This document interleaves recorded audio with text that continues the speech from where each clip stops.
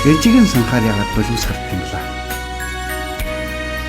Би одоо ээжигээ санахаа болжоо. Би ээжтэйгээ хамт амьдардаг болсон.